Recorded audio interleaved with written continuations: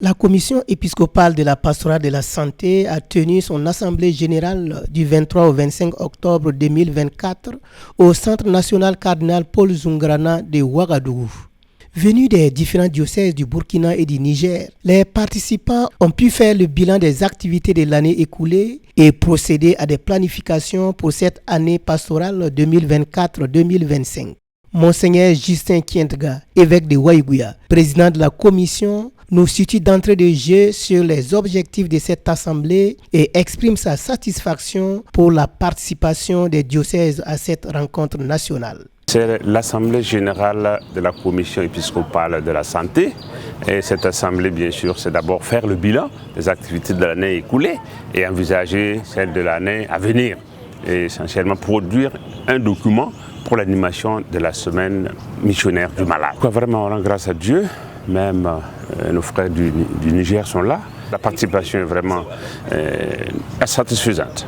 Et la participation aux travaux en plus, là aussi vraiment les uns les autres participent réellement au débat, aux échanges, pour toujours mieux servir, parce qu'on prend de l'expérience de l'autre, de tel diocèse, avancer dans tel domaine, des expériences que d'autres font, par exemple pour la pastorale des personnes âgées que Kaya a initié. Bon, c'est vraiment un cadre d'échange, un cadre d'enrichissement, et je suis très content, je suis très satisfait de la participation de tous. Le secrétaire général de la commission, Abbé Laurent Ouedraogo, religieux camélien, nous fait le point des activités phares réalisées par sa commission au cours de l'année pastorale écoulée. Au cours de cette année pastorale 2023-2024, voilà, comme stipulent nos statuts, nous avons l'Assemblée générale qui a eu lieu. C'était le 17 et jusqu'au 20 septembre 2023. Et après cela, nous avons eu la semaine missionnaire du malade qui a été organisée une semaine avant le 11 février 2024. Donc cette semaine doit être célébrée partout, dans tous les diocèses. Et à cet effet, voilà, nous essayons de composer une fascicule. Avec ce fascicule, nous donnons des textes de méditation, et le chapelet au cours de la semaine, des thèmes de réflexion et qui se concluent avec la célébration. Et en plus de la célébration, il y a des activités variées. Il y a les visites aux malades à domicile, dans les hôpitaux, dans les prisons, les malades qui ont des difficultés psychologiques, tous les malades qui sont sous les ponts, les rues, voilà, et toute personne qui souffre. Voilà, donc c'est une pastorale vraiment très très importante. Il y a aussi la semaine missionnaire de la vie, voilà, qui est célébrée le 25 mars de chaque année. Il y a aussi la semaine de lutte contre le sida, il y a la semaine de lutte contre aussi la drogue. Donc ce sont des activités que nous menons au cours de l'année. Abbé Flavien Lawili Idi, responsable diocésain de la pastorale de la santé au niveau de l'archidiocèse de Niamey, nouvellement nommé à ce poste, traduit sa joie de participer à une telle assemblée et émet des souhaits à l'endroit des autorités administratives du Niger et du Burkina. C'est la première activité concernant la santé que je viens de participer actuellement à l'Assemblée générale. J'ai découvert beaucoup de choses, ça il faut le reconnaître. Ici, c'est bien organisé, c'est institué. Nous avons les clubs de médecins, les clubs de pharmaciens.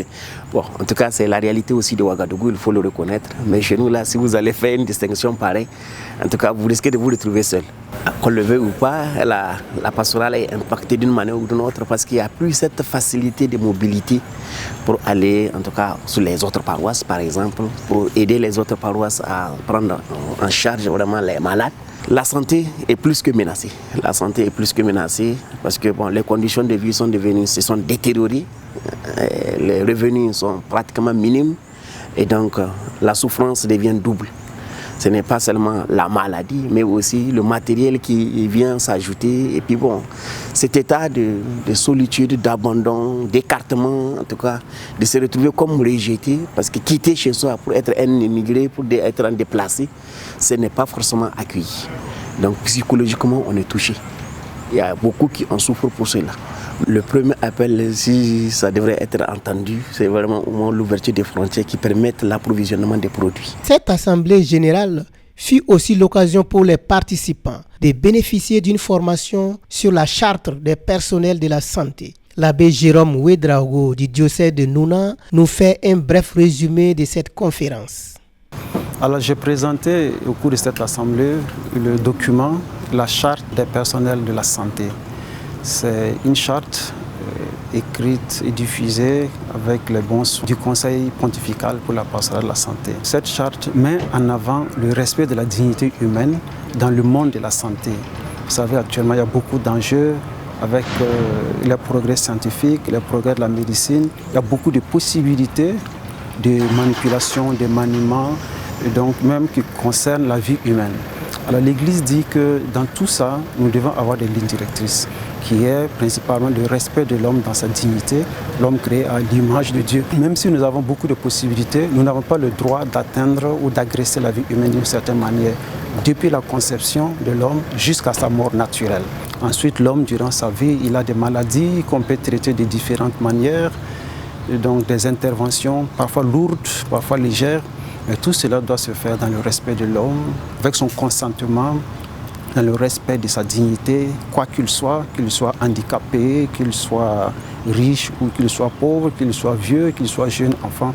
Chacun a droit au respect rue à sa nature d'être humain créé à l'image de Dieu. Abbé Laurent Ouédraogo, après avoir écouté les différents rapports des commissions diocésaines, revient sur les conséquences de l'insécurité. De tous les rapports des sous-commissions diocésaines, il est ressorti que vraiment le terrorisme et l'insécurité impactent beaucoup sur nos activités et sur nos structures de santé privées catholiques.